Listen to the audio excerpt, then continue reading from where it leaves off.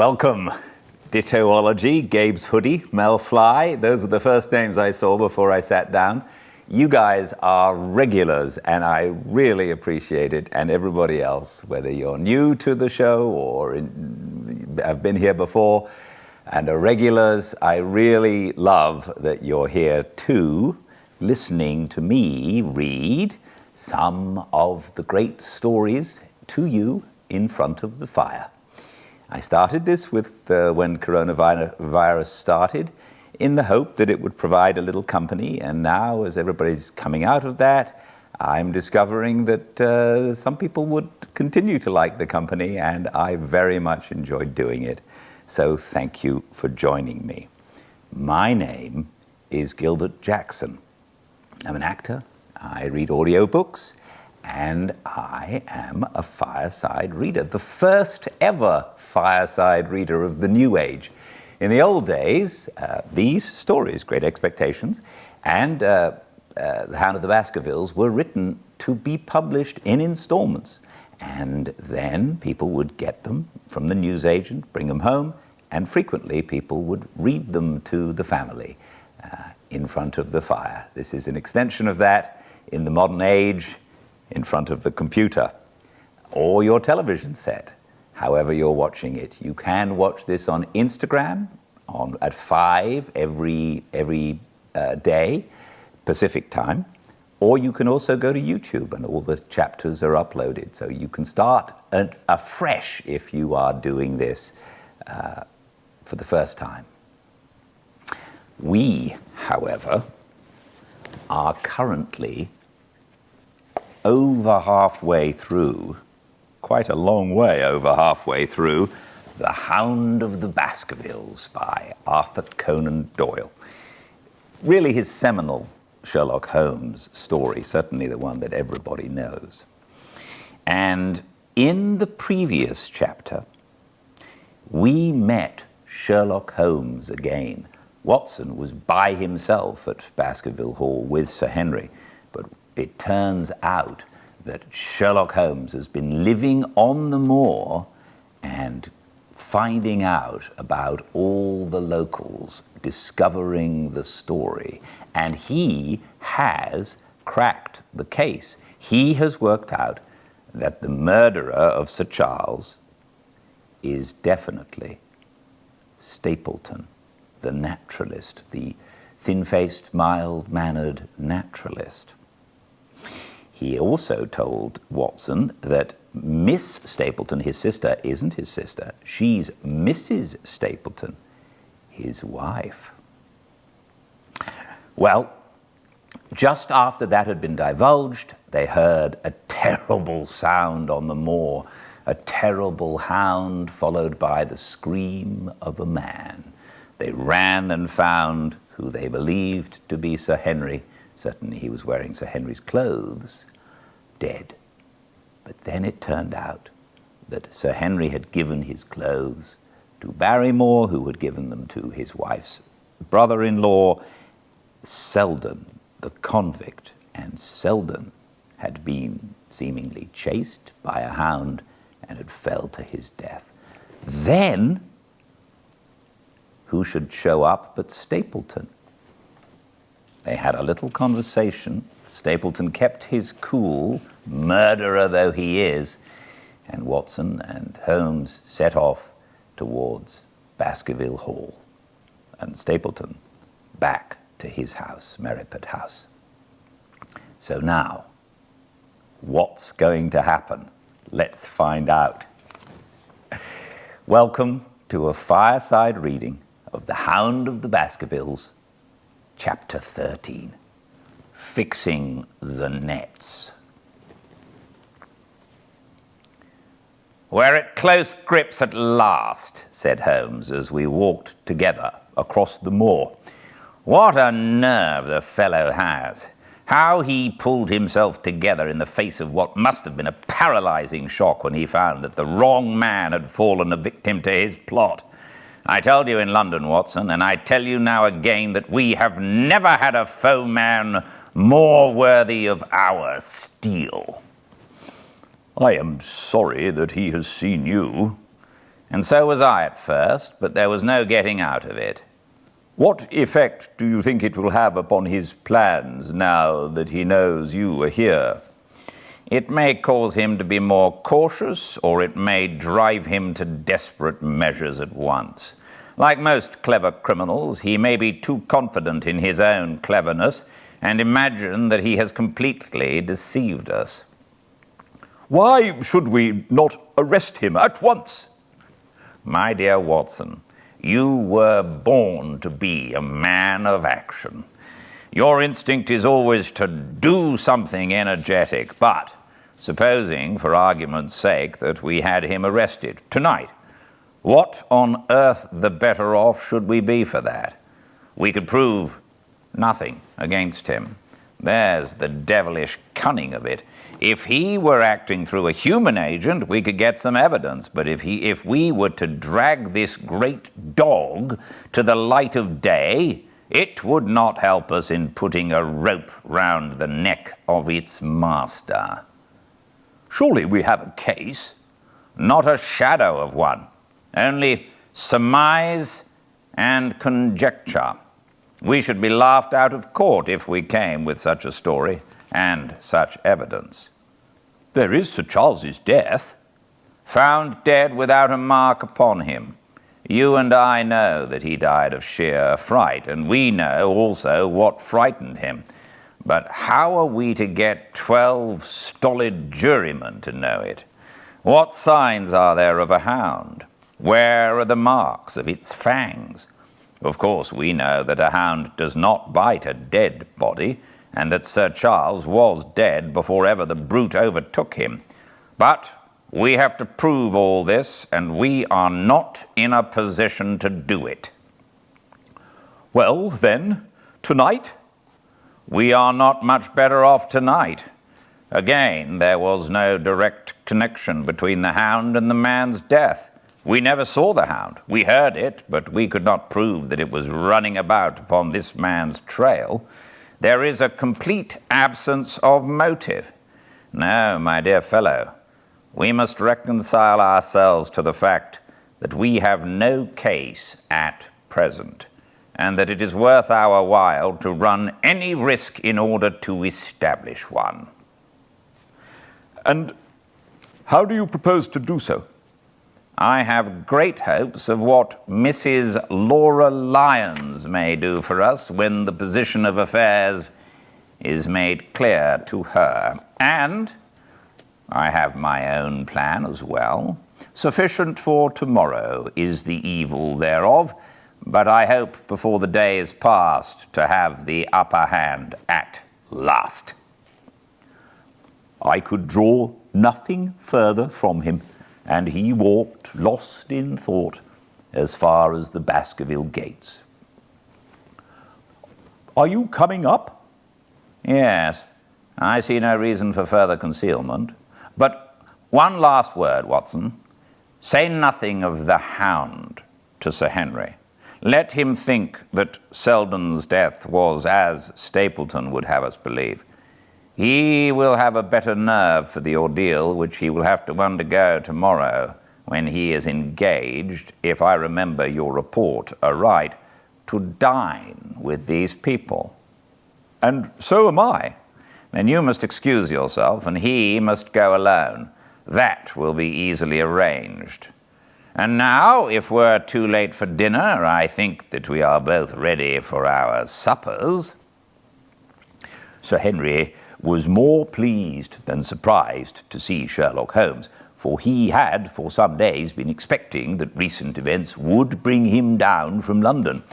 He did raise his eyebrows, however, when he found that my friend had neither any luggage nor any explanations for its absence. Between us, we soon supplied his wants, and then, over a belated supper, we explained to the baronet as much of our experience as it seemed desirable that he should know. But first, I had the unpleasant duty of breaking the news to Barrymore and his wife. To him, it may have been an unmitigated relief, but she wept bitterly in her apron. To all the world, he was the man of violence, half animal and half demon, but to her he always remained the little wilful boy of her own girlhood, the child who had clung to her hand. Evil indeed is the man who has not one woman to mourn him. I've been moping in the house all day since Watson set off this morning, said the baronet. I guess I should have some credit, for I have kept my promise. If I hadn't sworn not to go about alone, I might have had a more lively evening, for I had a message from Stapleton asking me over there. I have no doubt that you would have had a more lively evening, said Holmes dryly.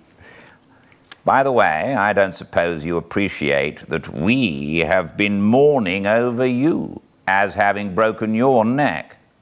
Sir Henry opened his eyes. How was that? The poor wretch was dressed in your clothes. I fear your servant who gave them to him may get into trouble with the police. That is unlikely. There was no mark on any of them, as far as I know. That's lucky for him. In fact, it's lucky for all of you, since you are all on the wrong side of the law in this matter. I'm not sure that as a conscientious detective, my first duty is not to arrest the whole household. Watson's reports are most incriminating documents. But how about the case? asked the baronet. Have you made anything out of the tangle? I don't know that Watson and I are much the wiser since we came down. I think that I shall be in a position to make the situation rather more clear to you before long. It has been an exceedingly difficult and most complicated business. There are several points upon which we still want light, but it is coming all the same. We've had one experience, as Watson has no doubt told you. We heard the Hound on the moor, so I can swear that it is not all empty superstition. I had something to do with dogs when I was out west, and I know one when I hear one. If you can muzzle that one and put on a chain, I'll be ready to swear you are the greatest detective of all time. I think I will muzzle him and chain him all right, if you will give me your help. Whatever you tell me to do, I will do. Very good. And I will ask you also to do it blindly, without always asking the reason. Just as you like. If you will do this, I think the chances are that our little problem will soon be solved. I have no doubt.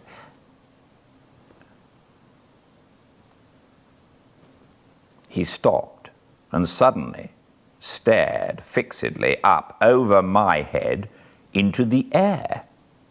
The lamp beat upon his face, and so intent was it, and so still, that it might have been that of a clear-cut classical statue, a personification of alertness and expectation.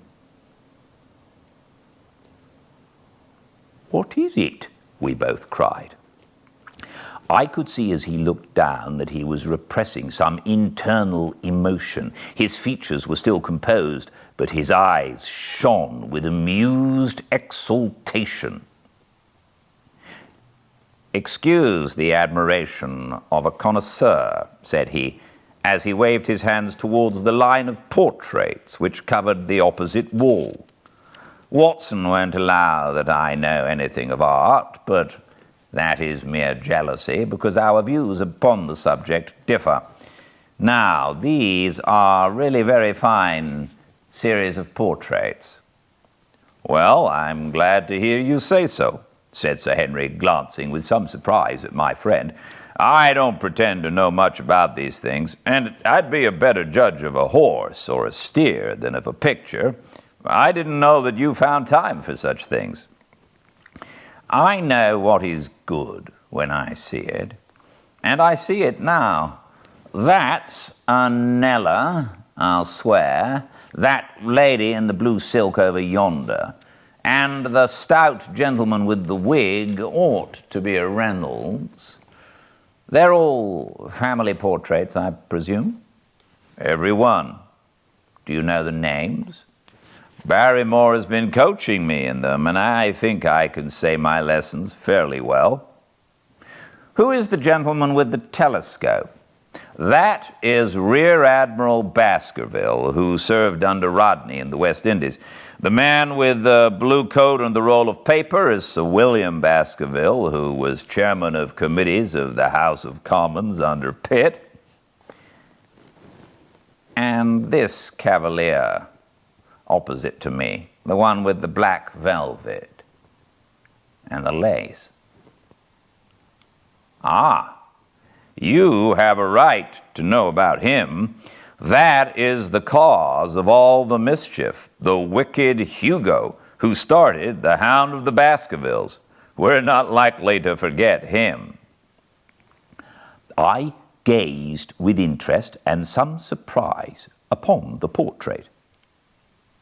Dear me, said Holmes, he seems a quiet, meek-mannered man enough. But I dare say that there was a lurking devil in his eyes. I had pictured him as a more robust and ruffianly person. There's no doubt about the authenticity, for the name and the date, 1647, are on the back of the canvas. Holmes said little more, but the picture of the old roisterer seemed to have a fascination for him, and his eyes were constantly fixed upon it during supper. It was not until later, when Sir Henry had gone to his room, that I was able to follow the trend of his thoughts. He led me back into the banqueting hall, his bedroom candle in his hand, and he held it up against the time-stained portrait on the wall. Do you see anything there? I looked at the broad-plumed hat, the curling love-locks, the white lace collar, and the straight, severe face which was framed between them. It was not a brutal countenance, but it was prim, hard, and stern, with a firm-set, thin-lipped mouth and a coldly intolerant eye. Is it like anyone you know? There is something of Sir Henry about the jaw. Just a suggestion, perhaps, but wait an instant.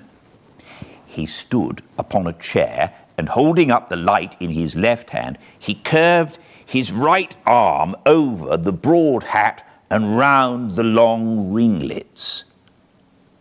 Good heavens! I cried in amazement. The face of Stapleton had sprung out of the canvas. Ha! You see it now. My eyes have been trained to examine faces and not their trimmings. It is the first quality of a criminal investigator that he should see through a disguise. But this is marvelous. It might be his portrait. Yes, it is an interesting instance of a throwback, which appears to be both physical and spiritual. A study of family portraits is enough to convert a man to the doctrine of reincarnation. The fellow is a Baskerville, that is evident, with designs upon the succession. Exactly.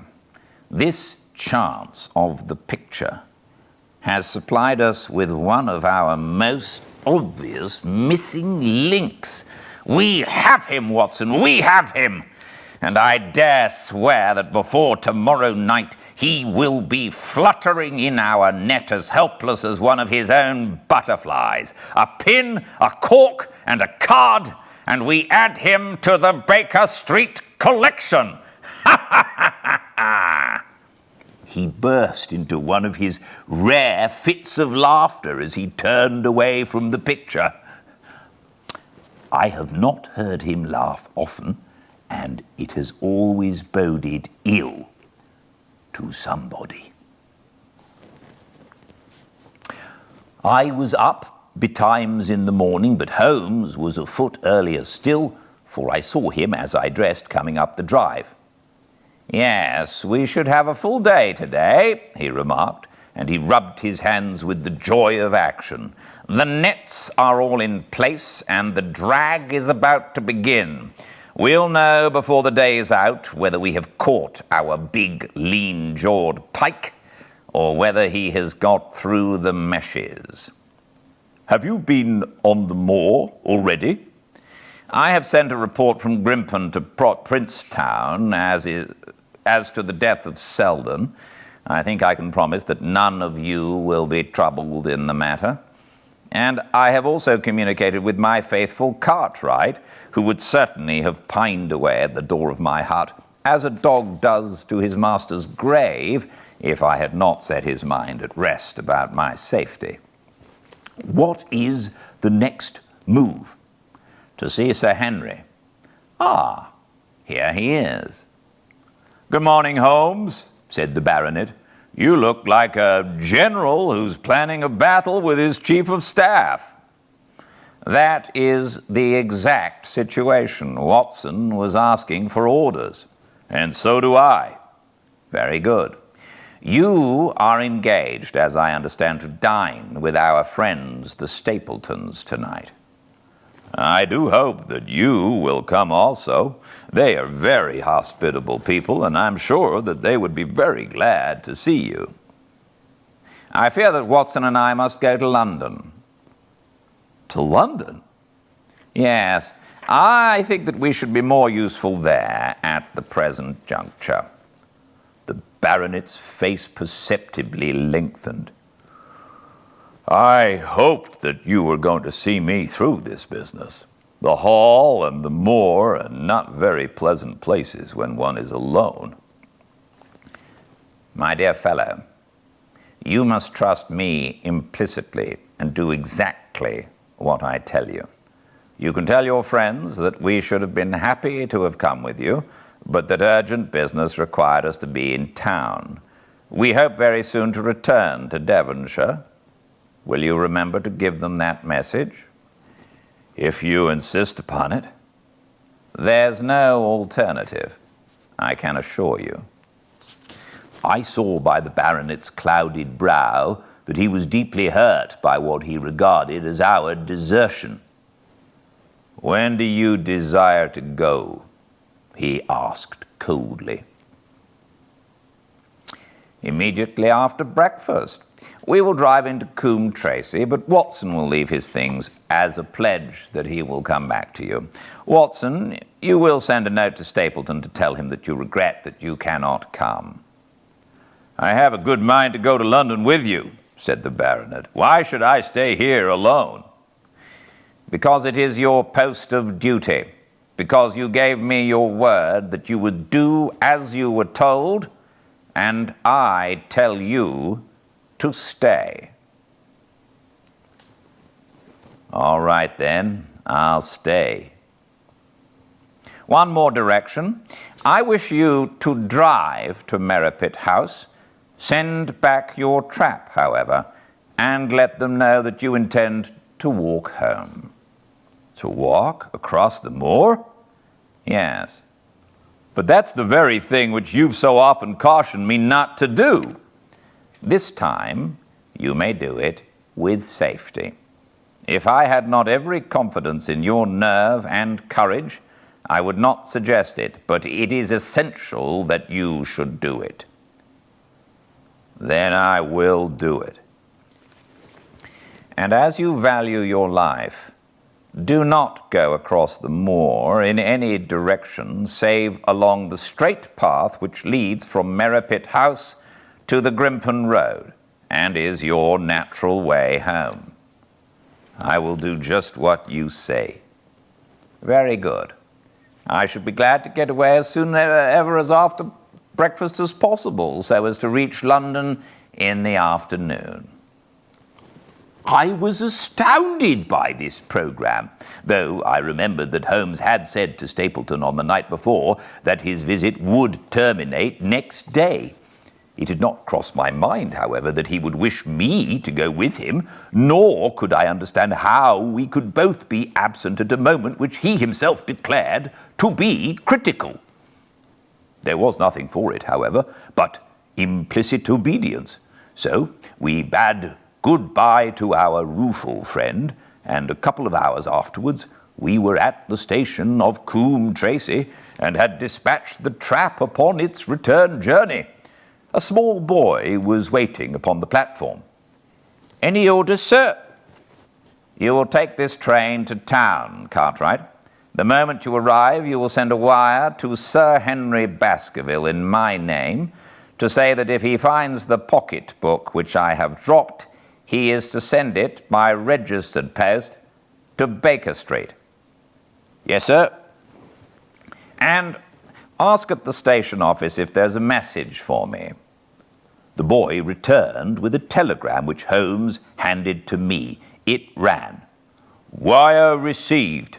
Coming down with unsigned warrant. Arrive 5:40, Lestrade." That is in answer to mine of this morning. He is the best of the professionals, I think, and we may need his assistance. Now, Watson, I think that we cannot employ our time better than by calling upon your acquaintance, Mrs. Laura Lyons. His plan of campaign was beginning to be evident. He would use the baronet in order to convince the Stapletons that we were really gone, while we should actually return at the instant when we were likely to be needed. That telegram from London, if mentioned by Sir Henry to the Stapletons, must remove the last suspicions from their minds. Already I seemed to see our nets drawing closer around the lean-jawed pike. Mrs. Laura Lyons was in her office, and Sherlock Holmes opened his interview with a frankness and directness which considerably amazed her. "I am investigating the circumstances which attended the death of the late Sir Charles Baskerville," said he. "My friend here, Dr. Watson, has informed me of what you have communicated, and also of what you have withheld in connection with this matter." "What have I withheld?" she asked defiantly. "You have confessed that you asked Sir Charles to be at the gate at 10 o'clock. We know that that was the place and hour of his death. You have withheld what the connection is between these two events." "There is no connection." "In that case, the coincidence must indeed be an extraordinary one. But I think that we shall succeed in establishing a connection, after all. I wish to be perfectly frank with you, Mrs. Lyons. We regard this case as one of murder, and the evidence may implicate not only your friend, Mr. Stapleton, but his wife as well." The lady sprang from her chair. "His wife?" she cried. "The fact is no longer a secret. The person who has passed for his sister is really his wife." Mrs. Lyons had resumed her seat. Her hands were grasping the arms of her chair, and I saw that the pink nails had turned white with the pressure of her grip. "His wife!" she said again. "His wife! He is not a married man!" Sherlock Holmes shrugged his shoulders. "Prove it to me! Prove it to me! And if you can do so—" The fierce flash of her eyes said more than any words. "I have come prepared to do so," said Holmes, drawing several papers from his pocket. "Here is a photograph of the couple taken in York 4 years ago. It is endorsed Mr. and Mrs. Vandeleur, but you will have no difficulty in recognizing him, and her also, if you know her by sight. Here are 3 written descriptions by trustworthy witnesses of Mr. and Mrs.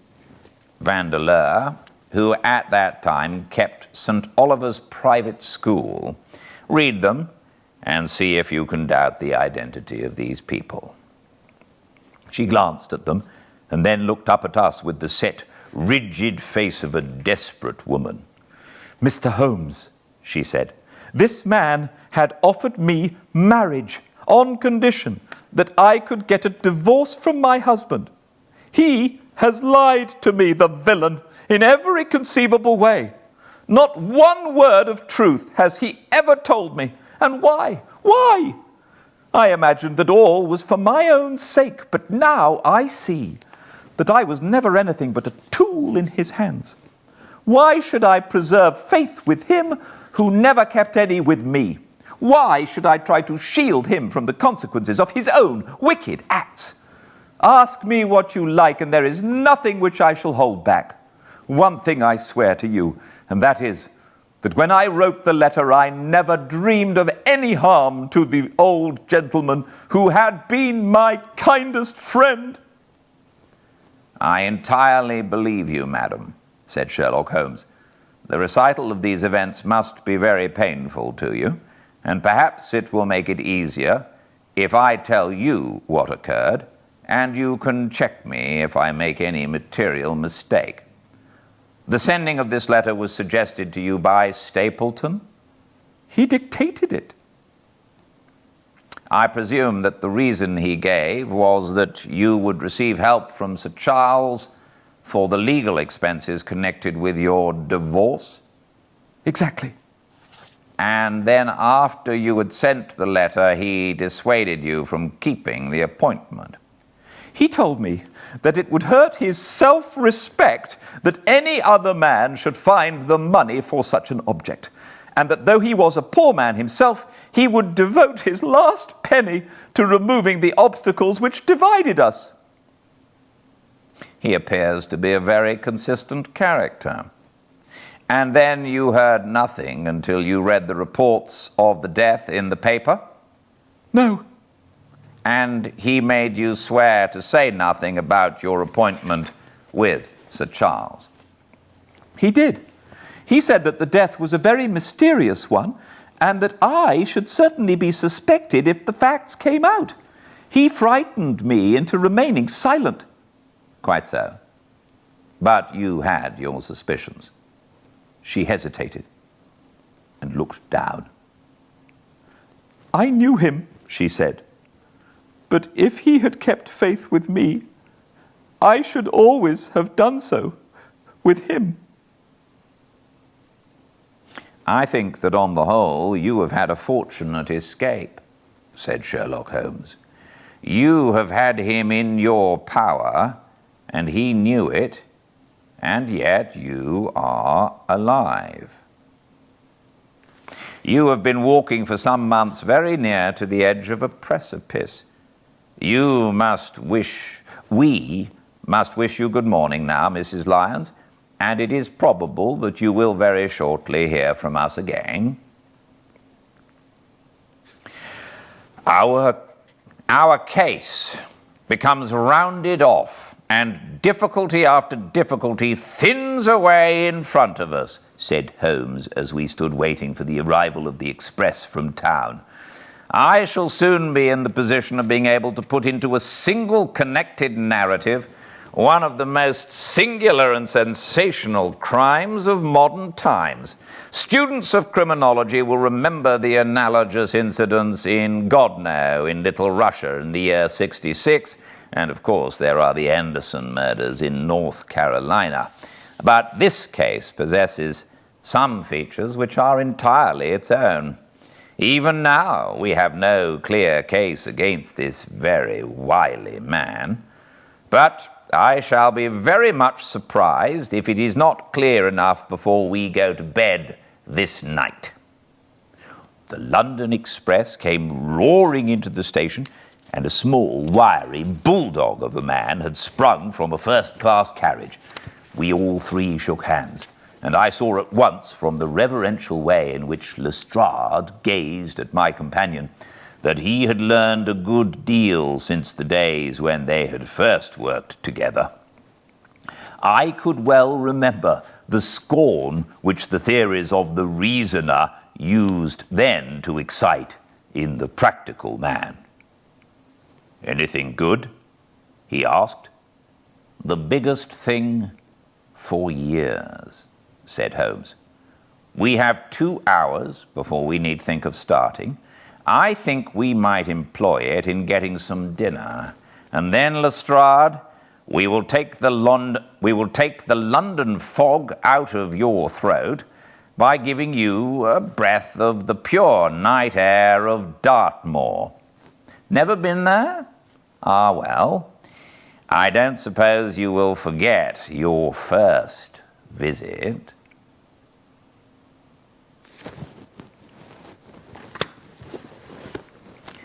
Thank you all so much for joining me, and I look forward to seeing you here tomorrow, same time and place.